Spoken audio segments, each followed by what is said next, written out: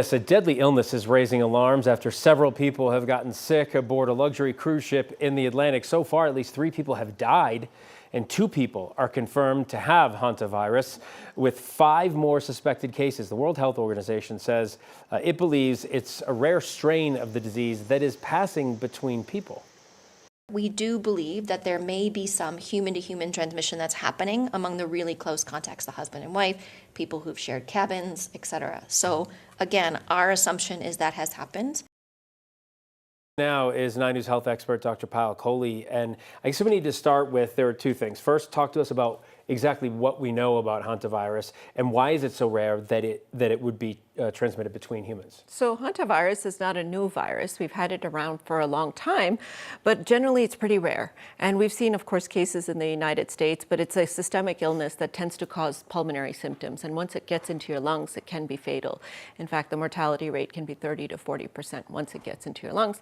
And the way that it normally spreads is if you're in close contact with mice or rodents and their droppings, their urine or their saliva, you inhale that into your lungs, it gets into your system, it replicates, and then it can cause that systemic illness. So what we're seeing here, this human-to-human transmission, it's been described, but it's incredibly rare. So it's up to the WHO now to figure out, is this a new strain of the virus, or is this an older strain just behaving unusually? Yeah, you've never heard of it, but shared between people. I mean, I remember cases in Colorado, more in rural areas, again, field mice and things like that. So how does something like this get on a cruise ship? This is what they have to figure out. And this is really, really hard because the incubation period, how long you could be infected with the virus before showing symptoms, can be over 30 days. The median is about 18 days. So almost 3 weeks. So someone could have gotten infected and then walked the virus onto the ship and is now spreading human to human. It could also be that there are rats or mice on the ship and droppings are around and multiple people are getting infected directly from those droppings, especially if somebody who works in a kitchen or somebody who has more contact with other people, especially if it's spreading human to human. So they really need to figure out new strain or not. They need to figure out human to human transmission or not. And then they need to find patient 0, who's that first person that got the virus, because it's behaving very unusually. We do not see hantavirus outbreaks because it doesn't spread like this.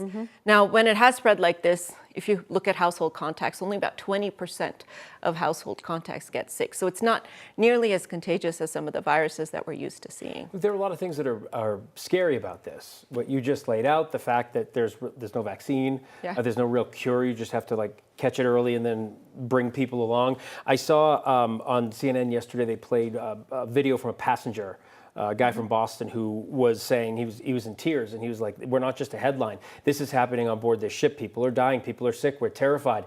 How is WHO going to deal with this? Where is this ship going to go next? Is it going to dock? Do they airlift people off? What happens? I have all the same questions, Phil, because if somebody gets sick and it gets into their lungs, we need to put them in the intensive care unit. We need to give them potentially artificial lung support, definitely oxygen. We may need to treat them for shock with vasopressors or IV medication. So they definitely all need to be close to a hospital, especially if it's spreading human to human. But because of that long tail, that long incubation period, how long are they going to watch these people before they allow them to come back? And when they come back, will they quarantine them? So I think as soon as they figure out human to human transmission or not, that will help us to answer the question. Because if they find mice or rats on the ship, and that's where people are getting infected, then we can safely get the ship to dock and get everybody to get off. But if it's spreading from person to person, then they may need to do what's called PCR testing, checking blood tests to see who's positive but not yet showing symptoms, and then decide who to quarantine or isolate. In the meantime, they're just out there, and I think of the fact it's a respiratory thing that just sounds awful to think people have died. Well, it's awful. Your lungs fill up with fluid, they get flooded, you can't breathe, you can go into shock very quickly.